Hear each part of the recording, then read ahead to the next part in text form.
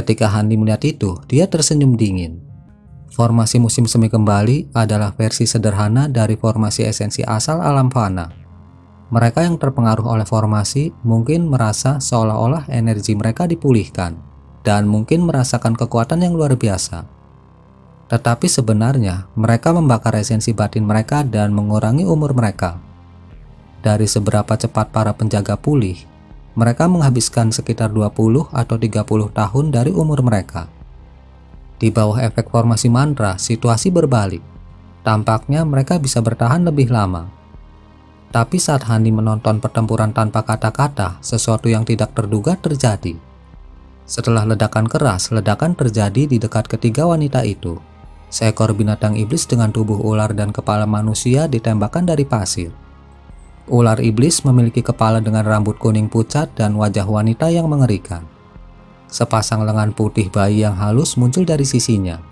Masing-masing memegang tombak sepanjang 1 meter. Ki hitam membungkus tombak, menampakkan diri sebagai alat sihir tingkat rendah. Begitu ular iblis muncul, ketiga wanita yang mengendalikan formasi menjadi pucat karena ketakutan. Ular iblis itu menoleh untuk melihat para wanita yang bertanggung jawab atas formasi dan melontarkan senyum jahat. Dan tanpa berkata-kata melambaikan tombaknya. 3 cahaya hitam melesat dari tombak dan terbang ke arah para wanita. Ketiganya bereaksi cepat. Mereka segera pulih dari keterkejutan mereka dan mengeluarkan bendera dari formasi. Dengan tergesa-gesa mengibarkannya di depan mereka. Beberapa derak terdengar saat gelombang kabut tiba-tiba muncul di depan mereka. Cahaya hitam terbang ke kabut, menghasilkan 3 ledakan besar. Kabut berhamburan dari pemogokan, tetapi berhasil memblokir serangan terhadap Xiang Er dan wanita berjubah putih itu. Namun, kabut wanita berjubah merah itu jauh lebih lemah. Ketika cahaya hitam menghantam kabut, tubuhnya gemetar dan dia terbang ke udara menjauh dari perlindungan kabut. Wanita berjubah merah itu tahu segalanya jauh dari baik dan dia menjadi sangat pucat.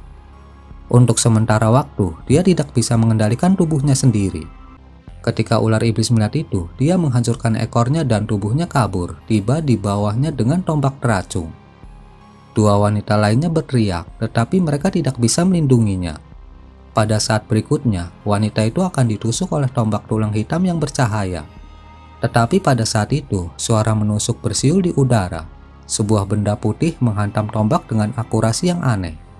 Bang, tombak itu didorong sejauh setengah kaki, melewati pakaian wanita itu. Wanita itu dibiarkan pucat pasi lolos dari kematian, tetapi dia menggunakan kesempatan itu untuk mendapatkan kembali kendali atas tubuhnya. Dengan satu salto, dia dengan gesit mendarat di tanah.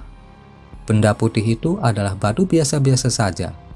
Ular iblis itu terkejut, tetapi kilatan cahaya jahat melintas dari matanya dan dengan lengannya yang lain, dia melepaskan serangkaian tusukan. Namun suara siulan lain menjerit di udara. Kali ini sebuah batu tidak menghantam tombak, tetapi menghantam ke arah kepala ular iblis. Batu itu jelas memiliki kekuatan yang luar biasa. Jika serangan itu benar-benar mengenai ular itu mungkin tidak akan menghancurkan tengkoraknya. Tapi setidaknya itu akan cukup untuk membuatnya linglung. Ular iblis itu marah dan tidak punya pilihan selain menoleh ke samping dan menggunakan tombaknya untuk memblokir batu yang mendekat. Tapi dengan dentuman yang teredam, ular itu merasakan kekuatan yang sangat besar menghantam tangannya, memaksanya mundur beberapa langkah. Marah, dia berbalik untuk melihat ke arah asal batu itu. Seorang pria muda sedang melihatnya dari atas kereta kura-kura di dekatnya. Dia memainkan batu serupa di tangannya. Itu adalah Hanli. Wanita berjubah merah itu sekarang telah tiba di samping teman-temannya dengan kabur dan menghela nafas lega. Setelah digagalkan 2 kali, ular itu merasakan amarah yang luar biasa dan membuka mulutnya untuk melepaskan kabut hitam beracun ke arah ketiga wanita itu. Tapi kemudian suara Nankizi terdengar dari salah satu gerbong. "Makhluk jahat, kamu berani!" Segera setelah itu, cahaya putih keluar dari jendela kereta. Itu berputar sekali di udara sebelum membelah iblis itu. Itu adalah pedang kristal yang berukuran beberapa inci. Ketika ular melihat itu, ekspresinya berubah dan dia berhenti meludahkan racunnya. Dia bergegas melemparkan tombak di tangannya dengan seluruh kekuatannya ke arah gerbong. Dia kemudian memutar tubuhnya hingga merunduk ke pasir. Ketika melihat lebih banyak kultivator muncul, dia segera melarikan diri. Adapun tombak itu ditujukan pada Handi. Jelas, iblis berpikir untuk membalas dendam pada makhluk fana yang dianggap merusak kesenangannya. Ketika Handi melihat cahaya hitam datang ke arahnya, dia tersenyum kecut. Tidak hanya dia tidak menggunakan batu di tangannya, tapi dia juga berdiri diam di tempatnya. Ledakan terdengar, tombak itu mengenai Handi dengan tepat, dan dia dikirim terbang lebih dari 30 meter jauhnya, meninggalkan lubang besar di wadah kereta tempat dia jatuh. Tabrakan itu mengakibatkan bilah-bilah yang berkelap-kelip jatuh dari gudang kereta. Ketika ketiga wanita melihat itu, mereka berteriak ketakutan. Adapun Nankizi, dia berteriak dari gerbong tetangga. Setelah itu, pedang kecil Nankizi berputar di udara sebelum berbalik ke arahnya. Pada saat itu, wanita berjubah merah mengibaskan benderanya dan menyebarkan kabut pelindungnya, lalu berlari ke gerbong.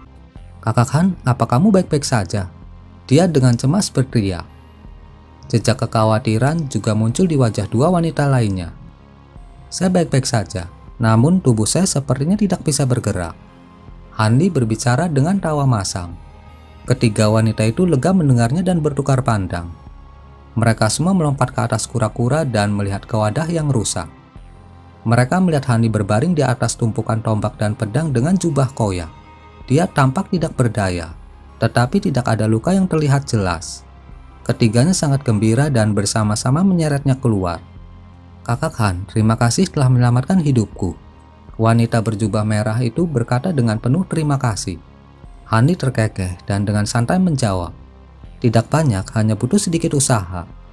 Namun serangan itu membuatku tidak berdaya. Aku harus berbaring sebentar lagi." Jejak keterkejutan muncul di wajah Nankizi dan dia tersenyum berkata, "Tidak ada yang salah. Seni Vajra layak menjadi salah satu dari 5 teknik pemurnian tubuh yang hebat. Anda sudah sangat kuat setelah mengolah lapisan ketiga. Alat sihir makhluk jahat itu bukanlah yang melukai dermawan Han. Tapi penggunaan lemparan batu telah menyebabkan beberapa luka pada meridianmu. Ini harus disembuhkan dengan istirahat." "Saya senang," wanita berjubah merah itu berkata dengan gembira. Nankizi tersenyum dan melihat diagram formasi yang tidak lagi bersinar dengan cahaya. Dia terkekeh dan berkata dengan nada yang lebih dalam, "Bagaimana mungkin Taois yang rendah hati ini bisa berbohong? Namun situasinya akan menjadi lebih buruk sekarang setelah Anda berhenti mengontrol formasi kecil musim semi kembali." Ketika itu dikatakan, ekspresi ketiganya sangat berubah dan mereka buru-buru melihat sekeliling mereka. Mereka melihat para penjaga sekali lagi kelelahan tanpa bantuan formasi dan kembali jatuh korban. "Sial, kami hanya membawa satu salinan dari diagram formasi. Kami telah menggunakan semua kekuatan dari bendera formasi kami untuk memblokir ular iblis. Kami tidak akan dapat mengaktifkannya lagi." Wanita berjubah putih itu berteriak. Dua lainnya saling memandang dengan cemas. Itu benar-benar merepotkan. Pendeta Taois itu mengerutkan kening. Saat mereka memikirkan sebuah rencana, mereka tiba-tiba mendengar suara pertempuran di sekitar mereka berhenti. Tiba-tiba, para penjaga bersorak dengan nyaring. Para wanita melihat sekeliling dengan heran. Mereka melihat cacing besar itu melompat dari gerbong dan melarikan diri dengan panik. Mereka sepertinya telah kehilangan semua keberanian mereka sebelumnya. "Selesai, kakak Liu dan yang lainnya pasti telah mengalahkan iblis serangga," wanita berjubah hijau berkata sambil menyeringai. Dua lainnya juga memasang ekspresi ramah. Seperti yang diduga, beberapa puluh prajurit kembali ke karavan meninggalkan awan debu di belakang mereka. Dari 50 prajurit yang keluar untuk menyerang, hanya sekitar 30 yang berhasil kembali. Selain itu, banyak dari mereka yang terluka dan berlumuran darah. Jelas mereka mengalami pertempuran berat. Ketika prajurit yang menunggang serigala kembali, pria besar dengan bekas luka melemparkan sesuatu ke tanah. Itu adalah kepala cacing besar, tapi tubuhnya seluruhnya keemasan. Wanita berjubah biru yang memimpin harimau merah muncul sepenuhnya tanpa cedera. Ketika keduanya melihat Nankizi dan 3 wanita di sekitar Hanli, mereka menunjukkan sedikit keterkejutan. Pada saat itu, salah satu penjaga memberikan penjelasan rinci tentang apa yang terjadi. Pria dengan bekas luka itu segera berteriak, "Tampaknya saya telah membuat keputusan yang tepat untuk membawa Anda ke dalam organisasi kami. Begitu Anda bergabung, Anda sudah menyelamatkan Kuan Er. Jika sesuatu benar-benar terjadi, saya tidak akan memiliki wajah untuk melihat nyonya." Ketika wanita berjubah biru mendengar itu, dia menatap Handi dengan wajah ramah. Handi hanya tersenyum dan tidak mengatakan apa-apa. Karena mereka mengusir serangga pasir, pasukan perlu istirahat. Setelah setengah hari, mereka melanjutkan perjalanan. Sisa perjalanan sangat damai. Setelah 3 hari, karavan tersebut meninggalkan gurun pengayakan Azure dan bertemu dengan padang rumput yang tak berujung. Itu sangat datar. Dengan ini, kecepatan karavan meningkat beberapa kali, karena kura-kura bisa berjalan dengan langkah yang lebih besar. Adapun Handi, dia tetap di punggung kura-kura, tidak bisa bergerak. Dia kemudian menyadari bahwa obrolan dari karavan langsung terdiam setelah mereka memasuki padang rumput. Selain itu, 4 wanita yang duduk di kereta melihat ke padang rumput dengan ekspresi gelisah, sedikit mengkhianati rasa takut. Handi bersandar di sisi gerbong, duduk di seberang 4 wanita. Dia bisa dengan jelas melihat kegelisahan mereka. Dia sudah menyapu pandangannya melewati padang rumput di luar gerbong beberapa kali, tapi dia tidak menemukan sesuatu yang luar biasa. Itu tampak mirip dengan padang rumput biasa. Handi merasa agak bingung, tapi dia tidak menunjukkan apapun di wajahnya. Dia juga tidak mengatakan apapun. Bagaimanapun, dia tidak ingin mengungkapkan kurangnya pemahamannya tentang alam roh karena dapat menimbulkan kecurigaan. Tetapi selama hari-hari ini, keempat wanita itu memperlakukannya dengan sikap yang jauh lebih ramah. Dari tindakannya menyelamatkan Kuan Er wanita berjubah merah, mereka mulai dengan antusias memanggilnya kakakan. Handi merasa kurang nyaman, tetapi karena mereka masih sangat muda, dia merasa sulit untuk bersikap terlalu dingin dengan mereka. Selama waktu ini, dia berbicara banyak dengan gadis Kuan Er secara khusus. Alih-alih bertanya tentang alam roh, dia malah banyak bertanya tentang perusahaan Timur Surgawi.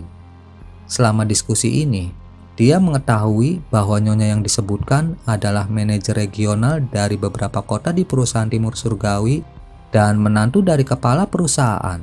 Biasanya, seseorang akan memanggilnya Nyonya Fang. Master perusahaan Timur Surgawi memiliki 3 putra. Nyonya secara resmi menikah dengan putra keduanya. Mereka agak menyayangi satu sama lain, tetapi karena kecelakaan yang tidak menguntungkan, suaminya meninggal lebih dari 20 tahun yang lalu. Tetapi dia meninggalkan 2 anak kecil, laki-laki dan perempuan. Dengan demikian, Nyonya adalah seorang janda beranak 2. Adapun 4 orang di gerbong, mereka adalah pelayan pribadi Nyonya yang dia adopsi sejak usia muda. Akibatnya, keempatnya memiliki kekaguman yang sangat dalam terhadap Nyonya. Adapun perjalanan mereka ke kota Anyuan yang terpencil, Nyonya Fang datang ke kota itu sebagian untuk bisnis besar di kota, tetapi sebagian besar untuk putranya. Karena mereka menemukan akar spiritual pada putranya di usia muda, dia bergabung dengan sekte kultivasi yang terletak di kota Anyuan. Mereka telah mengirim pesan yang mengisyaratkan bahwa ada masalah yang membutuhkan bantuan Nyonya Fang. Karena Nyonya Fang sangat sayang kepada putranya, dia melakukan perjalanan secara pribadi dan bahkan meninggalkan karavan yang dia tumpangi untuk bergegas menuju kota. Di matanya, dengan jumlah pria dalam karavan dan sedikit kultivator yang mengawal mereka, tidak ada hal penting yang dapat terjadi pada mereka. Dia tidak menduga binatang iblis tingkat rendah cacing pasir dan ular iblis menyerang karavan di gurun pengayakan Azure. Ketika Hani mendengar itu, dia mulai membuat pertanyaan tidak langsung tentang master dari perusahaan Timur Surgawi. Lagi pula, mendirikan perusahaan sebesar itu bukanlah sesuatu yang bisa dilakukan oleh orang biasa. Hani tercengang dengan apa yang dia temukan.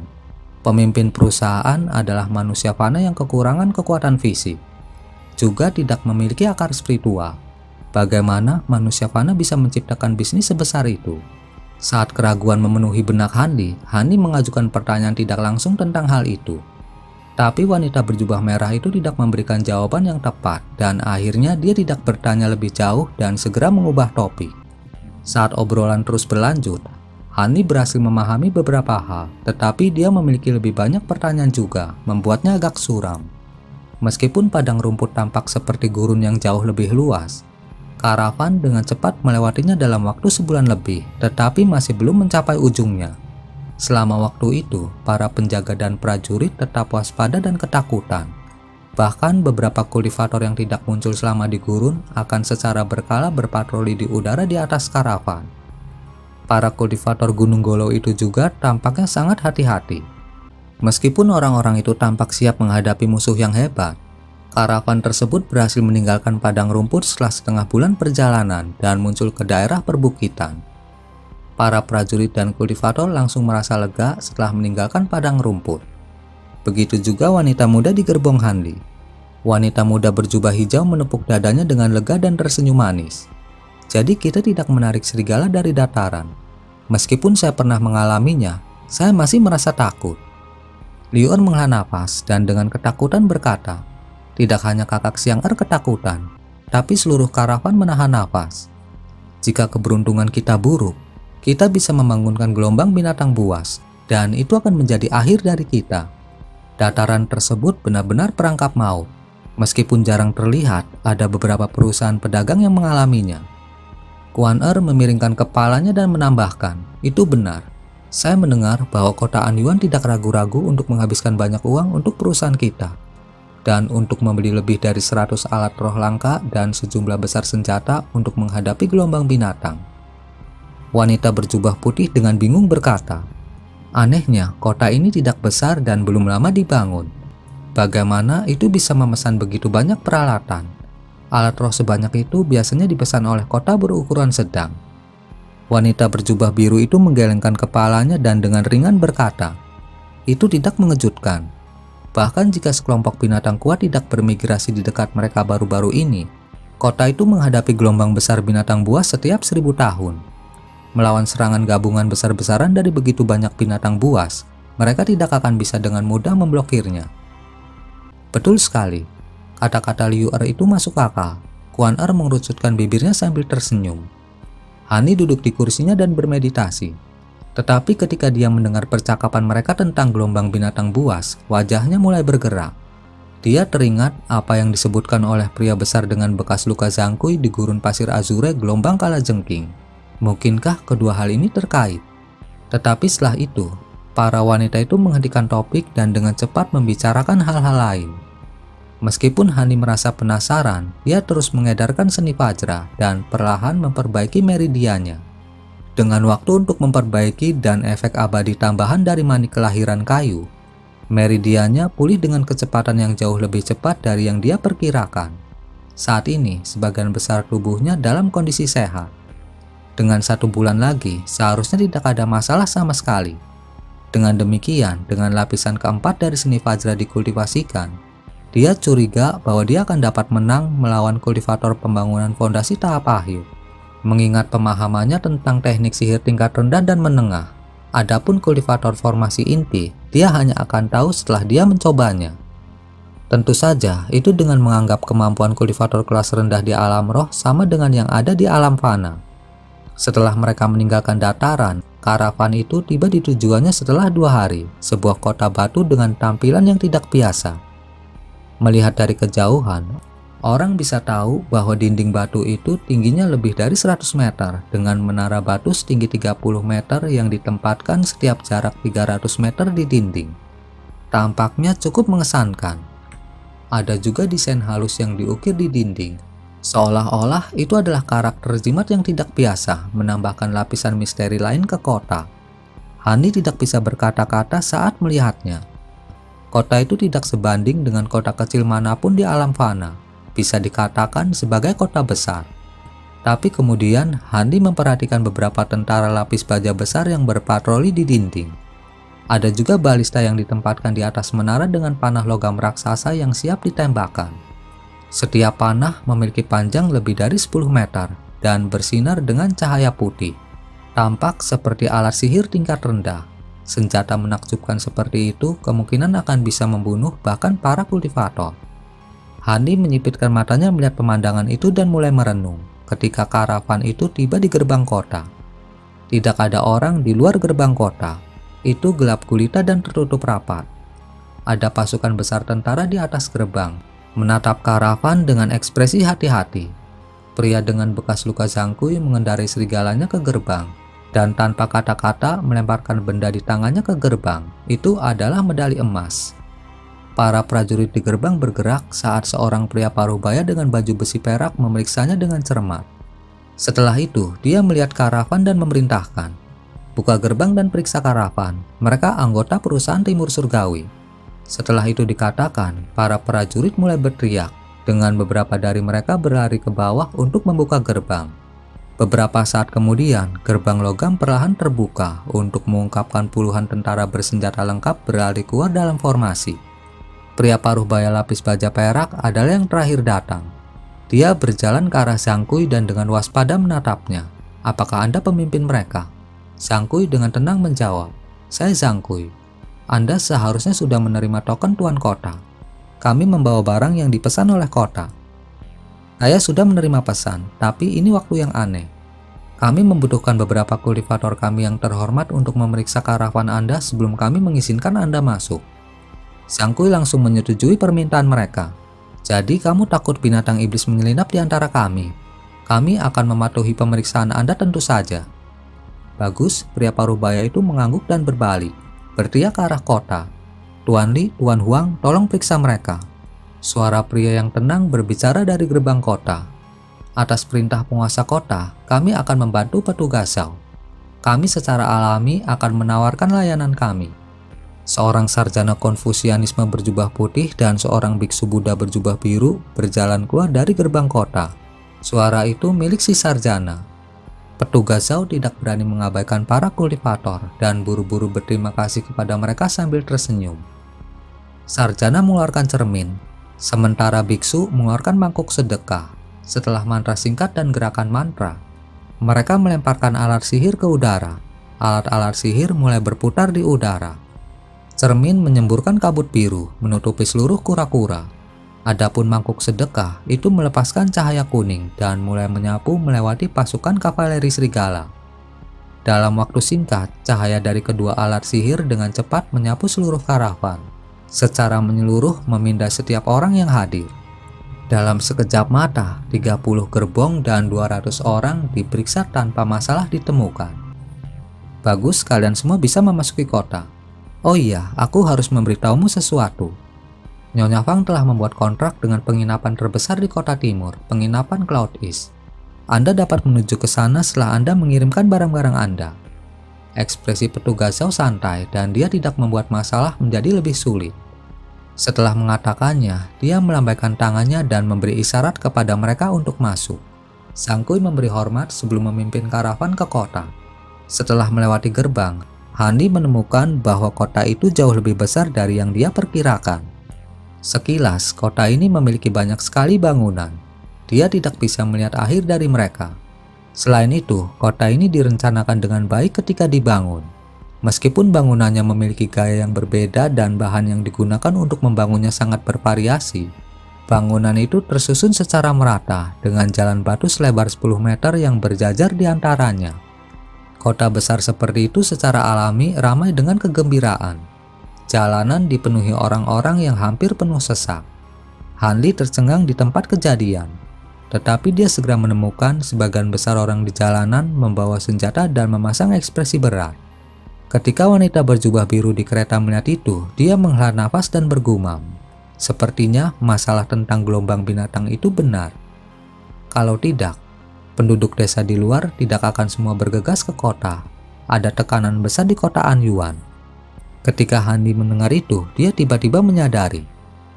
Dengan begitu banyak orang, akan sulit bagi karavan kura-kura untuk lewat.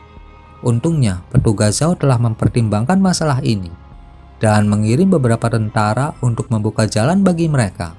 Mereka membubarkan massa secara paksa untuk memberi jalan. Meski begitu, kereta kura-kura bergerak perlahan. Setelah menempuh perjalanan selama hampir 2 jam, mereka akhirnya melewati 10 jalan dan tiba di jalan yang jarang dilalui orang. Berhenti di depan sebuah gerbang lengkung yang didekorasi setinggi beberapa lantai. Di belakang gapura ada beberapa gudang yang dijaga ketat dengan banyak petugas bersenjata berdiri di dekatnya. Proses selanjutnya berjalan sangat lancar. Perusahaan Timur Surgawi menyerahkan barang-barang mereka kepada petugas gudang untuk diperiksa. Setelah itu, Zhang-Kui menerima sertifikat dari mereka dan memimpin karavan ke sisi barat kota. Sekarang setelah memulihkan kemampuannya untuk bergerak, Hani menemui Zhang-Kui ketika mereka sudah setengah jalan menuju penginapan. Dia ingin menjelajahi kota sebentar sebelum bertemu kembali dengan mereka. Ketika Zhang-Kui mendengar itu, dia mengerutkan kening. Kemudian setelah beberapa pemikiran, dia setuju dan berkata, "Junior Han, Anda belum bertemu Nyonya dan belum secara resmi memasuki organisasi. Saya tidak akan banyak membatasi Anda, tetapi Anda harus memperhatikan. Banyak karakter misterius sekarang hadir di kota Anyuan. Itu tidak terlalu aman dan tidak ada banyak hal yang layak dilihat di kota kecil yang terpencil ini. Jika Anda memiliki hal-hal yang harus diperhatikan, saya harap Anda akan kembali ke penginapan dengan cepat setelah selesai." Zhang Kui mungkin memiliki penampilan yang garang, tetapi dia berbicara dengan kata-kata yang bijaksana. Han Li tersenyum dan setuju. Kemudian dia dengan gesit meninggalkan mereka, berbelok di sudut jalan dan menghilang dari pandangan. Zhang Kui melihat ke arah Han Li menghilang dan mengelus dagunya, memasang ekspresi termenung. Kenapa? Apakah Dermawan Zhang berpikir bahwa saudara Han tidak akan kembali? Berdiri di sampingnya, Nan Qixi bertanya sambil tersenyum. Zhang Kui tertawa kecut dan berkata, "Aku tidak khawatir tentang itu. Dia sudah menandatangani kontrak kutukan darah." Hanya saja, Junior Han tampaknya adalah orang dengan sejarah yang dalam. Dia agak misterius. Nan Qixi tersenyum dan menambahkan, "Dia sangat muda, namun dia mampu mengolah teknik penyempurnaan tubuh yang menakjubkan. Tidak mungkin dia berasal dari asal-usul yang sederhana. Dan dari sikapnya, jelas dia bukan dari wilayah asal surgawi seperti kita." "Oh, aku juga tahu itu. Tapi selama dia tidak memiliki hubungan dengan salah satu kekuatan besar lainnya di wilayah asal surgawi, perusahaan timur surgawi kami tidak akan ikut campur, bahkan jika dia memiliki sejarah yang bermasalah. Jika kami memelihara orang ini dengan benar, adalah mungkin baginya untuk mengembangkan lapisan kelima seni Vajra. Kalau begitu, dia pasti akan berubah menjadi prajurit terkuat Nyonya Fang." Ekspresi Zhang Kui berubah berat. Nan Qixi melirik Zhang Kui dengan senyum misterius. Lapisan kelima seni Vajra. Jika Dermawan Zhang benar-benar berpikir seperti itu, dia akan setara dengan kultivator formasi inti. Zhang Kui terkekeh. Saya menaruh harapan saya agak tinggi. Dari seberapa muda dia dan kultivasinya saat ini, kemungkinan berkultivasi ke lapisan kelima seni Vajra masih ada. Dengan sedikit keberuntungan, dia akan jauh melebihi pemurni tubuh biasa sepertiku. Kalau tidak, saya tidak akan begitu ingin dia menandatangani kontrak kutukan darah di gurun pengayakan Azure. Itu wajar. Baiklah, cukup tentang orang itu. Barang sudah dikirim. Itu berarti kontrak Nyonya Fang dengan saya dan saudara bela diri saya telah selesai. Kami sekarang akan pergi." Nan Qixi membungkuk kepada Zhang Kui dan mengucapkan beberapa kata perpisahan. "Oh, Anda tidak akan mengunjungi Nyonya lagi. Kalau begitu, aku harap perjalananmu berjalan lancar." Gagal menahan mereka lebih lama lagi, Zhang Kui mengucapkan selamat tinggal dengan hormat. Para kultivator Gunung Golau segera pergi.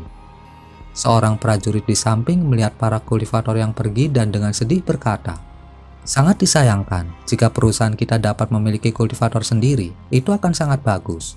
Zhang Kui menghela nafas. Adalah angan-angan untuk memiliki kultivator kita sendiri.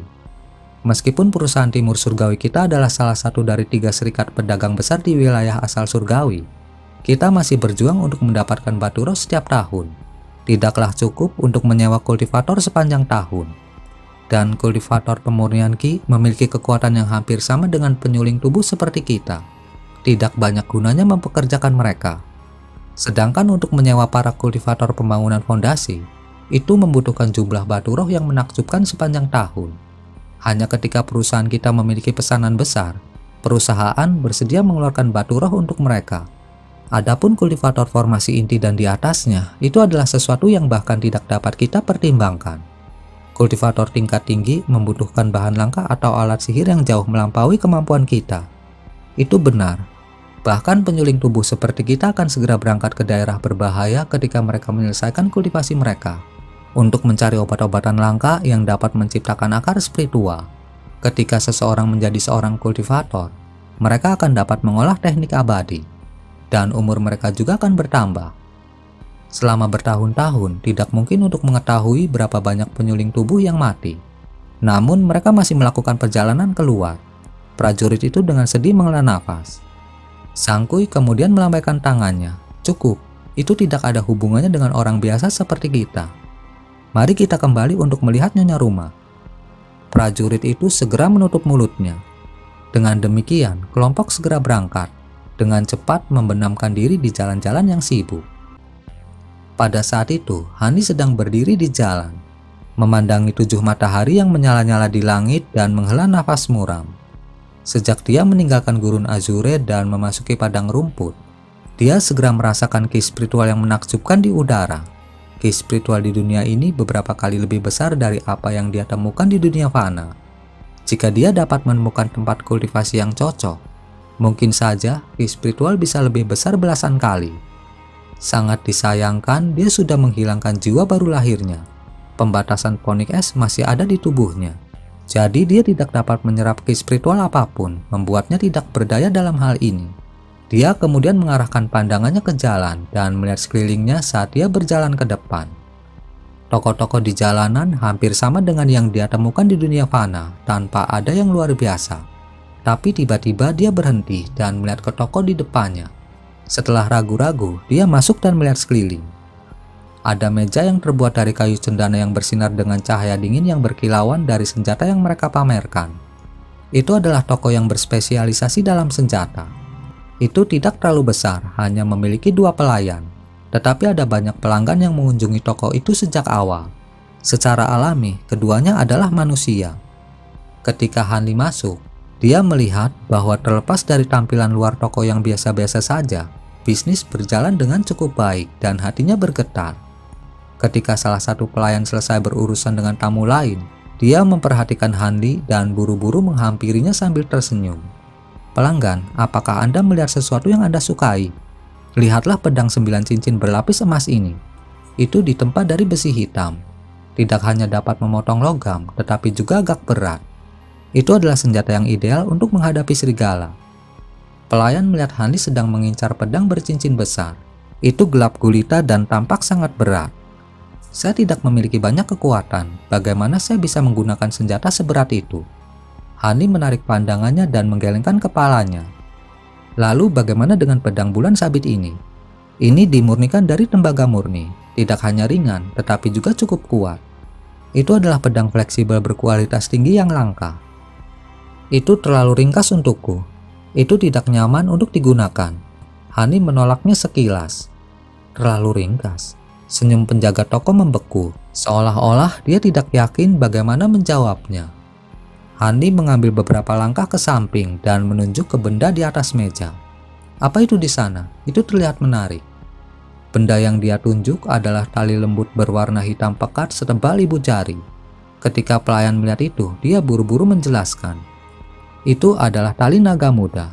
Itu disempurnakan dari benang logam dan khusus untuk mengikat. Itu bisa menjebak binatang iblis tingkat rendah dengan kekuatan luar biasa dengan mudah. Biarkan aku melihatnya." Hani mengambil barang itu ke tangannya dan mengguncangnya. Astaga, tali hitam itu berubah menjadi tongkat yang lurus sempurna. Ketika pelayan melihat itu, matanya melebar. Dia melayani pelanggan yang tak terhitung jumlahnya untuk toko senjata ini, sehingga dia memiliki penilaian. Mereka yang bisa mengendalikan tali sampai tingkat itu tidak bisa menjadi orang biasa. Saat dia memutuskan Hanli kemungkinan besar adalah seorang penyuling tubuh, dia tidak bisa menahan diri untuk tidak menunjukkan rasa hormat. Hanli melambaikannya beberapa kali lagi dan mengerutkan kening. "Ini cukup bagus, tapi masih agak terlalu tebal. Apakah Anda memiliki sesuatu yang lebih tipis?" Pelayan itu bergumam pada dirinya sendiri sejenak sebelum menjawab dengan ekspresi malu. "Sesuatu yang lebih tipis? Saya khawatir toko ini tidak memiliki yang seperti itu." Kemudian sebuah suara kasar tiba-tiba berbicara dari belakangnya. "Oh, kamu ingin sesuatu yang lebih tipis? Saya memiliki sesuatu seperti itu. Saya dapat membiarkan Anda melihatnya, tetapi harganya tidak akan murah." Ekspresi Hani bergerak dan dia perlahan berbalik. Ada 2 pria besar berjubah kulit berdiri di belakang mereka. Salah satu dari mereka memiliki perawakan tinggi dan rambut yang menjuntai dari bahunya, memberinya aura berbahaya. Yang lain memiliki tubuh yang sakit-sakitan dan kulit keriput. Pria yang lebih besar membawa tombak panjang di punggungnya dan tas besar juga. Pria keriput itu membawa kotak kayu sepanjang 1 meter di tangannya dan memasang ekspresi misterius. Wajah Hani berseri-seri ketika dia melihat keduanya mengenakan cincin yang disematkan dengan baturo. Tetapi cincin ini jauh lebih kasar daripada milik Sangkui dan batu roh mereka juga agak lebih kecil. Mereka penyuling tubuh dengan alat roh. Setelah mengenali siapa mereka, Handi samar-samar tersenyum dan berkata, "Selama barangnya cocok, harganya tidak masalah." Pria keriput itu menatap Handi dengan pandangan menyelidik dan tersenyum. "Bagus, tapi jangan bicara di sini. Silahkan ikuti saya ke tempat yang tenang, dan kita akan melanjutkan di sana." "Itu tidak masalah," kata Handi sambil mengangguk. Dia kemudian mengikuti keduanya keluar dari toko. Keduanya tampak cukup akrab dengan daerah itu, dan segera tiba di gang yang biasa-biasa saja setelah beberapa belokan. Tidak ada seorang pun di sana, dan itu benar-benar sunyi. "Tempat ini cukup aman. Adik Sin, keluarkan barang itu untuk dilihatnya." Tentu saja Kakak Bao. Pria besar itu dengan mudah setuju dan mengambil tas dari punggungnya, memberikan goyangan besar. Dentang terdengar sebagai tumpukan besar benda yang terbentuk di tanah. Ada bermacam-macam barang, mulai dari botol hingga kulit binatang dan tanduk. Pria keriput itu membungkuk dan mengambil kotak kayu seukuran telapak tangan ke tangannya. "Lihatlah ini. Ini adalah tendon naga bumi yang kami peroleh setelah membunuhnya dengan beberapa penyuling tubuh lainnya. Tidak hanya tipis, tetapi juga sangat kuat dan sepenuhnya fleksibel. Agak mudah untuk menarik dan memperpanjang." Naga bumi. Handi tidak tahu jenis binatang iblis apa naga bumi ini, tetapi tampaknya itu adalah sejenis binatang iblis tingkat rendah. Namun dia tidak mengungkapkan kebingungan di wajahnya ketika dia membuka kotak itu. Dia melihat benda kuning tipis terbungkus rapat menjadi bola dengan tali merah. Handi dengan belak-belakan menarik tali merah dan merobeknya berkeping-keping. Dengan pop, bola tendon binatang terlempar keluar dan menembak wajah Handi. Handi mengangkat tangannya, tetapi tampaknya dia terlalu lambat. Namun demikian, dia berhasil meraih ujung tendon dengan jari-jarinya dan langsung mengubahnya menjadi lembut dan lemas dengan sentuhan jari-jarinya. Kemudian Handi membawanya ke depan matanya dan menyadari panjangnya 6 meter. Ketika pria keriput melihat tindakan cepat Handi, dia tidak bisa membantu tetapi bertukar pandang dengan pria besar itu. Pada saat itu, Handi sedang melakukan pemeriksaan menyeluruh pada tendon naga. Setelah membunuh segudang binatang iblis tingkat rendah di masa lalu, dia bisa mengetahui karakteristik tendon secara sekilas serta bagaimana itu bisa digunakan. Dia mengotak-ngatiknya lebih lama sebelum mengguncangnya dengan satu tangan. Tendon kabur saat berputar dan menari-nari di udara. Kemudian itu melingkari lengannya untuk membentuk gelang kuning samar. Dengan itu, dia menggulung lengan bajunya, menyembunyikannya di tempat tersembunyi dengan baik. Handi melihat keduanya dan berkata, "Tidak buruk. Itu benar-benar bahan langka dari binatang iblis tingkat rendah. Meskipun benda ini tidak terlalu berguna untuk kultivator dan paling cocok digunakan sebagai tali busur, itu cukup berguna bagi saya. Selama kamu tidak terlalu serakah, aku akan setuju dengan hargamu." Wajah kasar pria keriput itu tersenyum dan dia terkekeh. "Tampaknya kamu benar-benar seorang penyuling tubuh. Dalam hal ini, kami akan menyelesaikan tagihan dengan batu roh. Aku ingin 30 batu roh untuk tendon itu." 30 batu roh itu agak mahal. Tapi aku akan membayarnya, ambil. Dari percakapannya dengan Liu dan yang lainnya, dia mengetahui bahwa meskipun emas dan perak masih digunakan sebagai mata uang oleh manusia fana, penyuling tubuh menggunakan batu roh untuk transaksi penting karena mereka menggunakan sejumlah besar batu roh di alat roh mereka. Namun batu roh tingkat rendah di alam roh tidak sebesar yang ada di alam fana. Terlepas dari apa batu roh itu digunakan, batu roh kelas menengah dan tinggi diperlakukan dengan paling penting. Bagaimanapun, urat batu roh kelas atas dimungkinkan di dunia ini karena kepadatan ki spiritual yang lebih besar. Tetapi kebanyakan dari mereka milik beberapa kultivator dan kekuatan super tingkat tinggi. Meski begitu, 30 batu roh tingkat rendah masih sedikit banyak untuk bahan kecil dari binatang iblis tingkat rendah. Pada hari Handi menyembunyikan semua kantong penyimpanan dan harta karunnya di padang pasir, dia tidak melupakan pentingnya batu roh di alam roh. Demi kehati-hatian, dia menyimpan selusin batu roh kelas menengah di tubuhnya untuk berjaga-jaga. Sekarang dia merogoh jubahnya dan melemparkan batu roh kuning ke arahnya. Pria berambut panjang itu maju selangkah dan menangkapnya. Setelah dia melihatnya, dia mengangguk puas. Ketika pria keriput melihat itu, dia tersenyum dan mengeluarkan kantong kulit kecil. Dia menuangkan 70 batu roh dari kantong dan menggunakan kulit binatang di tanah untuk membungkusnya sebelum melemparkannya ke Handi. Pria keriput itu terkekeh dan berkata, "Ini kembalianmu, karena kamu sangat lugas. Bagaimana kalau kita bergabung bersama jika ada kesempatan?" Mungkin ada peluang di masa depan. Tapi aku sibuk untuk saat ini, jadi aku harus pergi. Hani memberi hormat kepada keduanya sambil tersenyum dan dengan tenang berjalan pergi. Ketika Hani berangkat dari gang, pria besar itu melihat batu roh kelas menengah di tangannya dan melihat lagi ke pintu masuk gang. Kilatan tak menyenangkan melintas dari matanya dan dia dengan lembut berkata, "Kakak Pau, wajahnya tidak dikenal dan dia cukup kaya. Haruskah kita